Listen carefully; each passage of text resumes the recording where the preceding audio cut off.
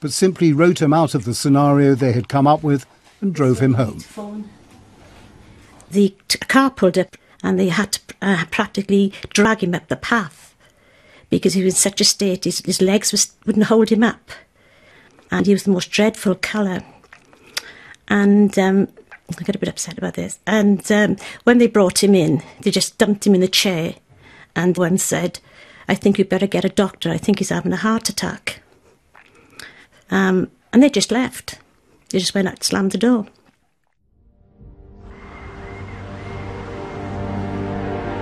But even this kind of evidence was not enough to save the prosecution's case, as something quite fundamental was happening to fatally undermine it.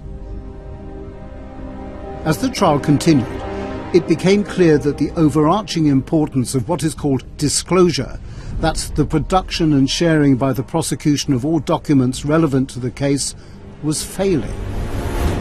The disclosure process is one of the fundamental basics at the heart of any trial. How was it in this case that everything went so wrong? From my understanding of the investigation, it was done quite competently. They investigated, they found the evidence, and they charged the officers. What we've now found out about the officers' conduct in the disclosure exercise in the criminal trial was that it was wholly incompetent. In November, the judge gave the prosecution one last chance. He called it the litmus test, to prove they'd handled the paperwork correctly.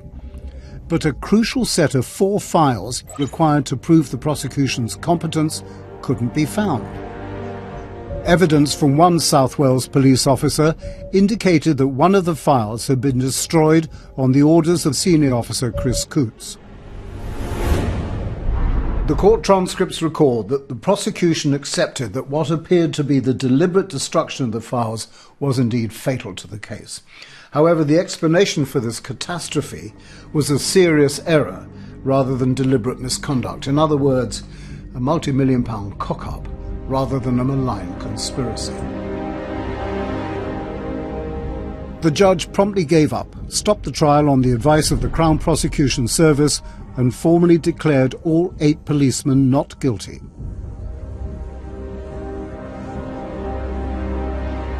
But that acquittal, under those circumstances, merely deepened the suspicion of the original murder defendants.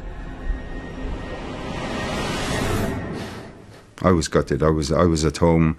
My solicitor phoned me and told me that the case would be being withdrawn by the Crown because they'd misplaced some papers. They had computers down there for 400 grand to work all this out. It took them 6 years to get it to trial. Then they lost some papers. Then came the most extraordinary twist in the whole saga. Incredibly, the documents that had apparently been destroyed mysteriously turned up 7 weeks after the trial had ended. So the court's conclusion that Mr. Coots was involved in their destruction simply couldn't be true. I blame the police first because it is absolutely clear, cannot be avoided, that the police had possession and control of those documents for a long time, and within a very short time of the end of the trial, the documents had been found. Well, it's self-evident that something went very badly wrong. And to put the entire farce into perspective, nobody had elected to call Mr. Coots to give evidence about what had really happened to the files. When the trial collapsed, the court was told that Coots had given orders, and there was documentary evidence of this, for the files to be destroyed. It was imperative for the lead officer, Coots himself, to explain the position. But he never did. Today, despite the multi-million-pound series of legal disasters, the authorities are still denying a full, independent public inquiry into everything that went wrong. Instead, the Director of Public Prosecutions has ordered a review of the Crown Prosecution Service's role in the trial. The Independent Police Complaints Commission is now investigating its own performance and the whole saga of Chris Coots, the South Wales Police, and the case of the mysterious lost and miraculously found documents.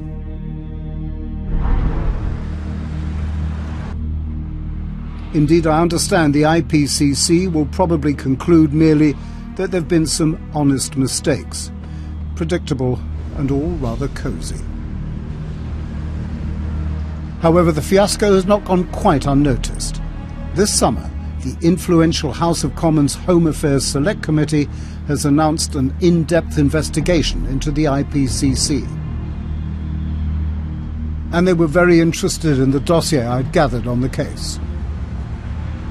We've established that the senior investigating officer in the South Wales Police had actually worked under one of the chief defendants whom he was investigating. That's ridiculous, isn't it?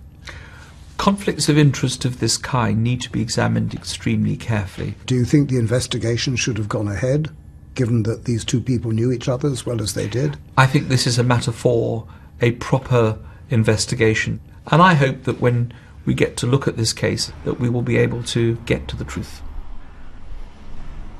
Not one official involved in this 25-year-old saga of injustice and inefficiency has agreed to appear in this programme. No one from here at South Wales Police Headquarters, none of the detectives who was acquitted, no one from the CPS or the IPCC. Everyone has ducked behind the endless ongoing inquiries and investigations as their excuse for maintaining complete silence.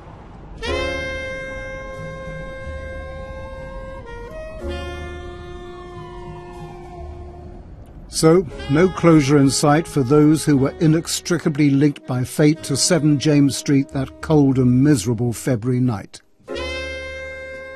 I dreamed about seeing things I've seen in jail. I dreamed about people hanging by their neck. You know, I shouldn't be seeing this. Diane and Jack divorced a decade ago as a result of his profound mood changes. He's old before his time, alone and ill. I wish I could say to the police force, please apologise to him. At least apologise for what you did, because you know you did it. Ronnie Actie died in 2007, aged 49. He'd been living in a garden shed. Yusuf Abdullahi died last year, also aged 49. His family said he'd been unable to adjust to life after prison. John Actie remains obsessed with the case. It's took over my life. It's taken everything. I just want closure. I want to move on. Stephen Miller is now the most damaged. Since the collapse of the trial, he suffered from acute depression and agoraphobia. Chris Coots is retired and is writing a book. He's hired a publicity agent who requests money for interviews. All 8 officers who face trial are now considering suing the South Wales Police. Lynette White would have been 45 this July.